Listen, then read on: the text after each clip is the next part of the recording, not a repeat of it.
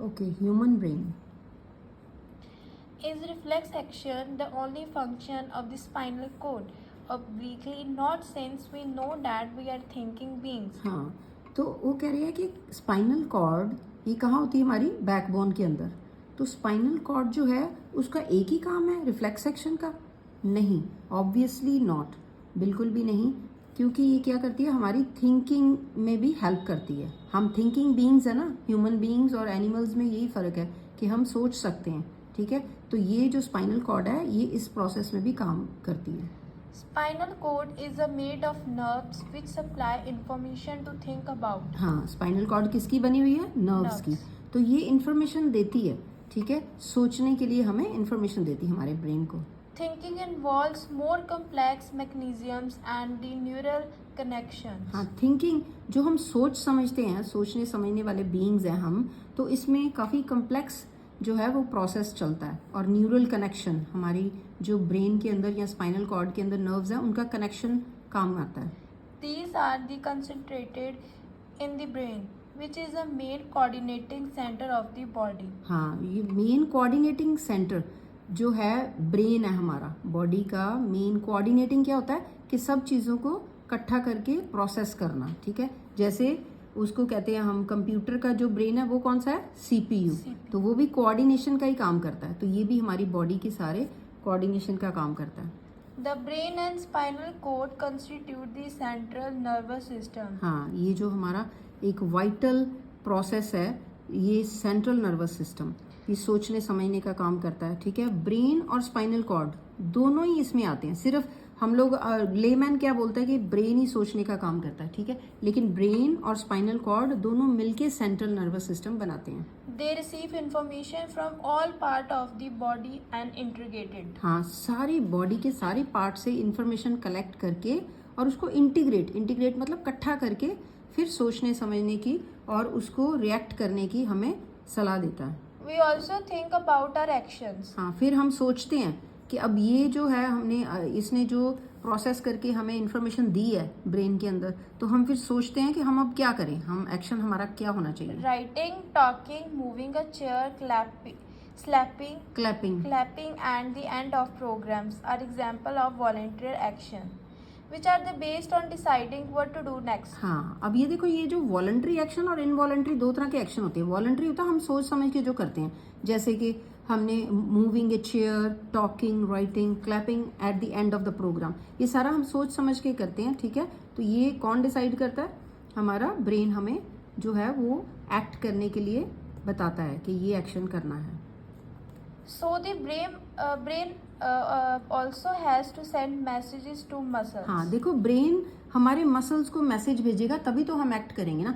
ये ब्रेन हमारे मसल को, ये देखो ब्रेन मेरे मसल को ये जो है वो मैसेज भेज रहा है कि ये पेन यहाँ से यहाँ जाना चाहिए, यहाँ जाना चाहिए. और बोलने के लिए, ठीक है, मेरे को ये भी ब्रेन ही बता रहा है कि हाँ ये बोलो, ये लाइन पढ़ रहे हो, आप पढ़ रहे हो तो आपको भी ब्रेन ही बता रहा है अब ये लाइन पढ़ ली है और ये लाइन पढ़ो. ठीक है बेटे. This is the second way in which the nervous system communicates with the muscles. हाँ, अब ये एक और तरीका है नर्वस सिस्टम जो है मसल्स के साथ जो है वो कैसे कम्युनिकेट करता है. देखो, ब्रेन कम्युनिकेट करा तभी तो हमारे मसल काम कर रहे हैं ना. ठीक है, The communication between the central nervous system and another part of the body is facilitated by the peripheral nervous system, consisting of the cranial nerves. ठीक है बेटे. arising from the brain and spinal nerves arising from the spinal cord. हाँ, ये अब क्या हो रहा है, ये क्रेनियल नर्व्स जो हैं, ये पेरिफेरल नर्वस सिस्टम जो है, इसमें से ये communication between the central nervous system and other parts of the body.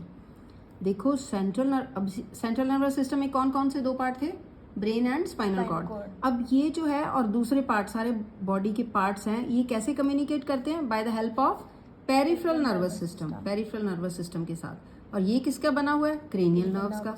ये कहाँ से निकलती हैं? ये ब्रेन से और स्पाइनल नर्व से निकलती हैं. ठीक है, स्पाइनल कॉर्ड से. The brain thus allows us to think and take action based on that thinking. हाँ, देखो, ब्रेन क्या करता है? ब्रेन जो है वो सोचता है और फिर तभी हम कोई एक्शन लेते हैं based on that thinking. As you will accept, this is accumulates through a complex design with the different parts of the brain responsible for integrating different inputs and outputs.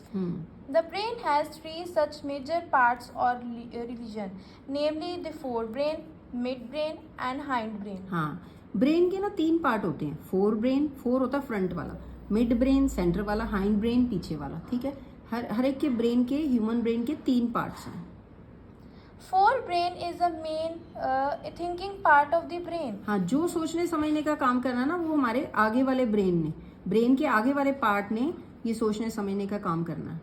It is a region which receives sensory impulse from various receptors. हाँ, अलग अलग receptors होते हैं हमारी body में. ठीक है, कुछ आईज जो हम देखते हैं वो देखने वाले रिसेप्टर होते हैं, जो हम स्मेल करते हैं वो नोज में रिसेप्टर होते हैं, जो हम सुनते हैं वो ईयर्स में रिसेप्टर होते हैं. सभी रिसेप्टर, स्किन में भी रिसेप्टर होते हैं. सभी रिसेप्टर से जो इम्पल्स है, ठीक है, वो रिसीव सेंसरी इम्पल्सेस, वो हमें मिलती हैं. वो कहाँ जाती हैं इम्पल्सेस? ब्रेन में. ठीक है, रिसेप्टर से ब्रेन में. Separate area of the forebrain specialized for hearing, smell, sight and so on. हाँ, अब ब्रेन में, फोर ब्रेन में ना कुछ अलग अलग एरियाज हैं, अलग अलग जगह है जो कि हीयरिंग के लिए, स्मेल के लिए, साइट के लिए, या फिर स्किन के ऊपर जो भी टच या जैसे भी स्किन के ऊपर जो सेंसेस होती हैं उसको जो है, उस सेंसरी इम्पल्सेस जो है वो कहाँ तक जाती हैं? वो सेपरेट एरिया, हर एक के लिए सेपरेट एरिया बने. कहाँ पे? ब्रेन में. They are interpreted. They are They are separate areas of associations where this is sensory information is interpreted by putting together with the information from another receptors as well as with information that is already stored in the brain. अब देखो बेटा, brain के अंदर, brain अब तो अभी का भी कुछ सोच रहा है. ठीक है, अभी जो है, जो भी इवेंट हुए या जो कह सकते हैं ट्रिगर हुए, ठीक है, उसके ऊपर एक्शन क्या करना है, अभी जो हुआ उसके बारे में भी सोचता है.